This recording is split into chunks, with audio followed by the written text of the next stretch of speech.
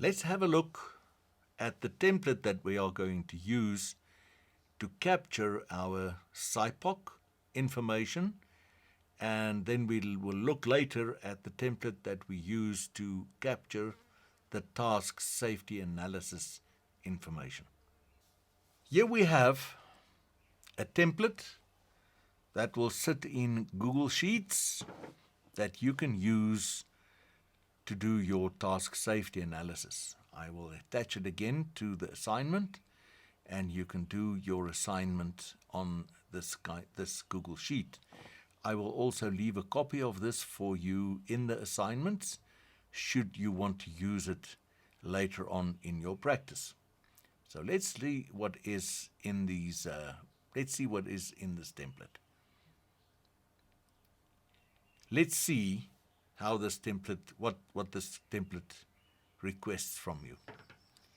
Of course, there's a title. We are doing a task safety analysis.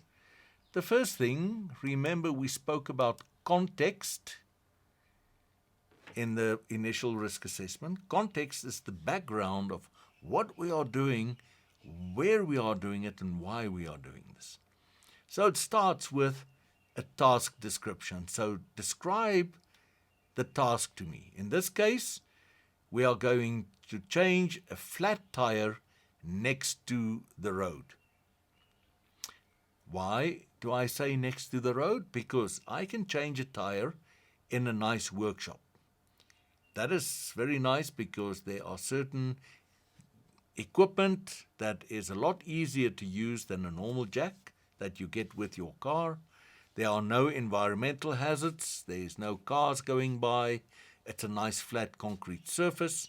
So changing a flat tire next to the road is a bit different from changing it in a controlled environment like a workshop.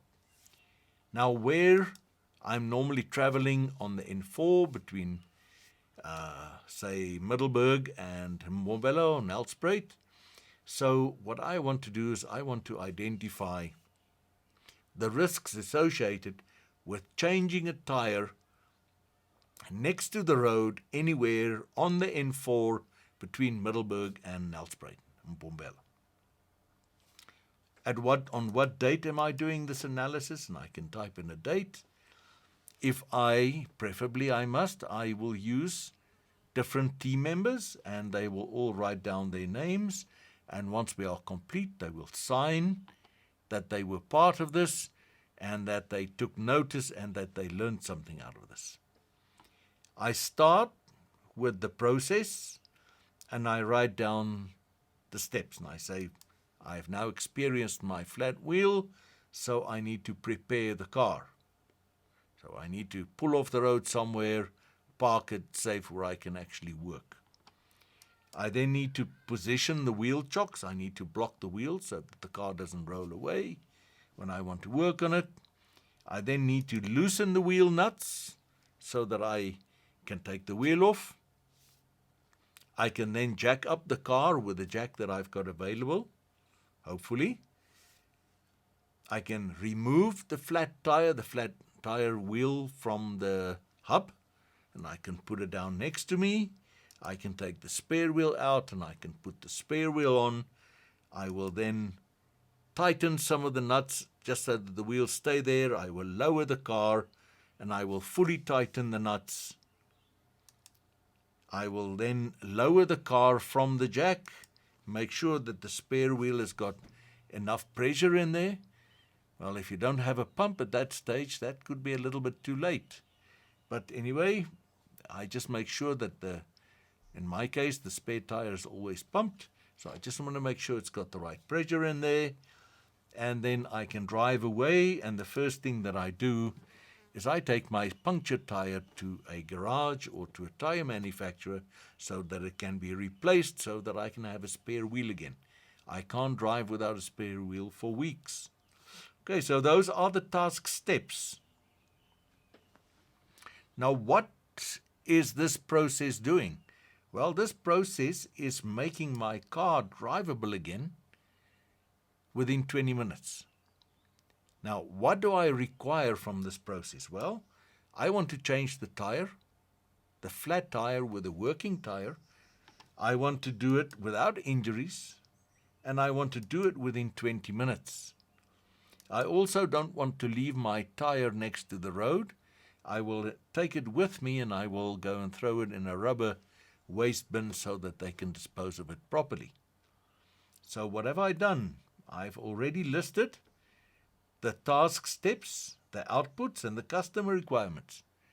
But I've forgotten something, because some of the outputs that I'm producing here is not just a car that's working. I'm also producing waste that I'm going to throw away at the end. So I'm producing a tire. Normally a tire is all cut up. It's not useful anymore. And sometimes we have inner tubes in the tire, and that's also destroyed. So I sit with this damaged tire that I can't do anything, and it's waste. I can't throw it away just in the bush. So that's also part of the waste that I'm producing. Now, what are the inputs? What are the things that I will require to make this job happen? Well, first thing, I need a spare wheel. If I don't have a spare wheel, there's nothing that I can change the flat wheel with. I need a wheel spanner, because if I don't have a wheel spanner, I can't undo the nuts. I need a jack to lift the car off from the ground. I need a wheel chock. If I don't have a proper wheel chock, a plastic one, I will need to find a rock or something like that to put in front of the wheel. Nowadays, because people are stealing your wheels, there's a special nut that's got a special nut that goes on top of it. We call it a wheel nut key. And if I don't have that, I will not be able to undo this round nut that needs this key. Then I'm also kind of stuffed. I might need a car handbook, because I might need to find out exactly how the jack works if it's not something I've done before. I need to find out where the jack has to fit under the car. And there might be some other things. I don't know yet. But I think if I have all of these things, I should be able to do the job. And then a tire gauge to measure the tire pressure with. So I believe that in order to do this job, I need all of these items. But there are many things around me as well. They are not necessarily inputs for this job, but remember where I am. I'm somewhere on the N4 between Middelburg and Mbombela. So there are other things around me, some location factors. I have cars and trucks and things passing behind me. I'm working here, and there are trucks just passing behind my backside. Some trucks driving very close to me, causing a lot of wind, some of them driving very fast. We unfortunately also sit with criminals. We have people that are traveling on the highway, and when they see people in trouble, they pull off and they rob them. There are people that are actually throwing spikes on the road, and they are causing a flat tire. So I need to keep my mind open, and I need to think about them as well. Then there's the road shoulder where I want to park. I need to get my car off the road, but the shoulder might be too narrow. It might be a big slope on the side, or it might be soft ground, or might be a very limited area. Might be a very steep incline going up a hill or down a hill. So I need to consider those and the sloped road. So not only do I have to think of the steps here and the tools that I'm going to use, I also need to see these items. Now, all of the inputs are physical items. All of these things that I've listed under the location factors were hazards that I've identified in my immediate environment where I am going to have to do this job. I'm also producing waste, which is also a hazard because of its physical characteristics. Sometimes that tire is hot or it's cut and you've got these steel wires sticking out from them. So I need to consider all of these things. And that is what SIPOC is all about. It's a process where I can actually think about a little bit more than just the steps.